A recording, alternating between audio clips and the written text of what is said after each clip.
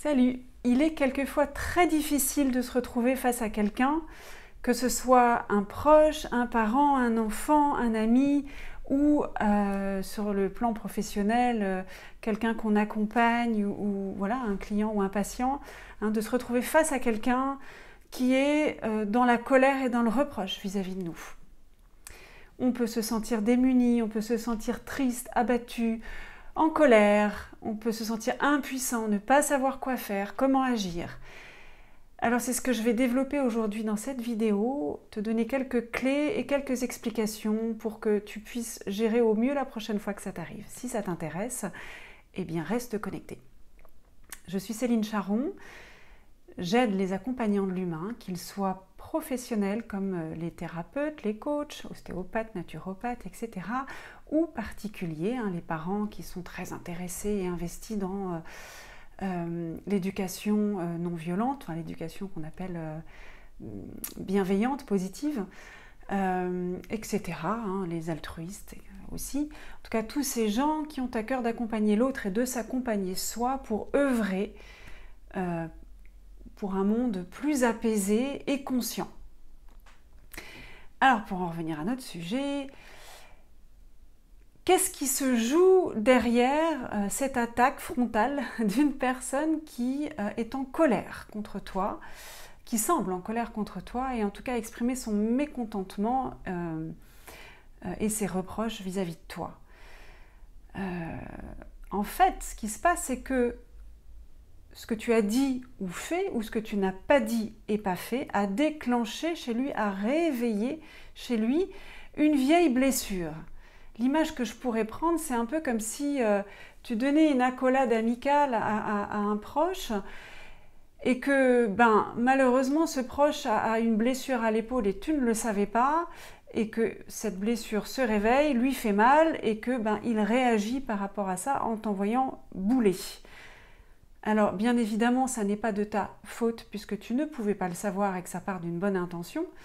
Il ne reste pas moins que l'autre souffre et te prend comme bouc émissaire parce que c'est un peu la tendance humaine que d'avoir besoin d'aller chercher à l'extérieur de soi une raison ou une explication ou un punching ball à sa souffrance, à ses malheurs. Alors, comment s'en sortir? Parce que c'est bien beau de le savoir, hein, de savoir qu'effectivement l'autre souffre. Mais comment on s'en sort? Eh bien, notre fonctionnement basique, premier et primaire, serait d'utiliser une des trois options qui est très connue de notre cerveau reptilien, qui serait fuir, combattre ou se figer.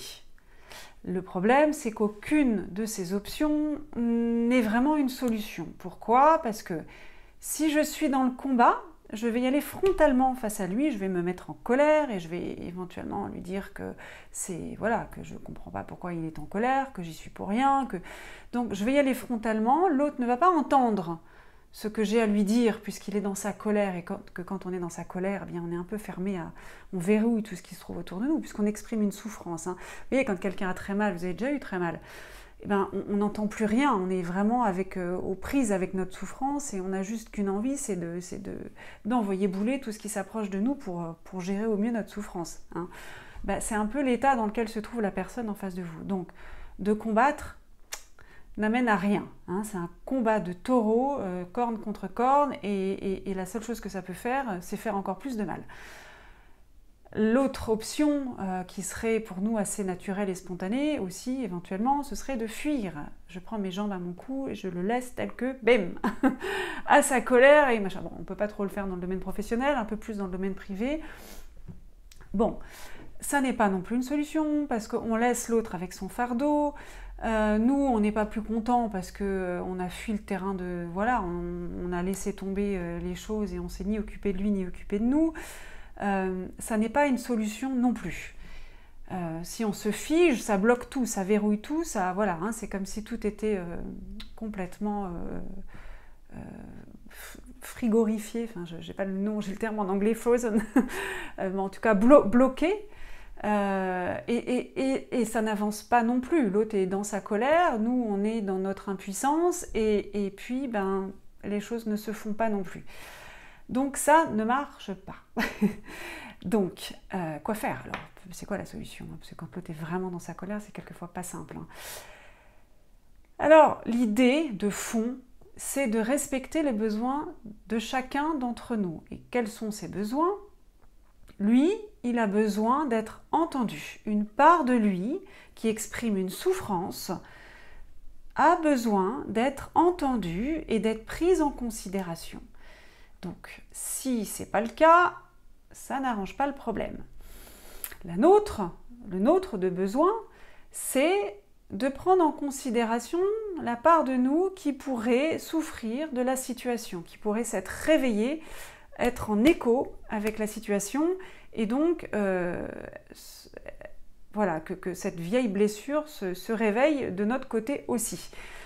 Donc il y a prendre en considération la part de lui qui est activée et prendre en considération la part de nous qui est activée. Donc nous respecter l'un comme l'autre, c'est ça l'idée. Donc ce que je te propose, moi, c'est la première clé, c'est donc d'aller vers lui, d'essayer de faire en sorte que tu prennes en considération cette part de lui qui est en souffrance. De laisser tomber l'idée de c'est ma faute, pas ma faute, et il m'accuse ou il m'accuse pas, mais de vraiment focuser sur sa souffrance et de lui dire « Ok, je suis sincèrement désolée de ce que tu éprouves et je comprends que ce soit extrêmement douloureux. » Ça, c'est la base. J'entends que tu souffres et je comprends que ce soit douloureux. Pas besoin de rajouter quoi que ce soit, de dire « mais ça n'est pas de ma faute, mais tu sais que… » Non.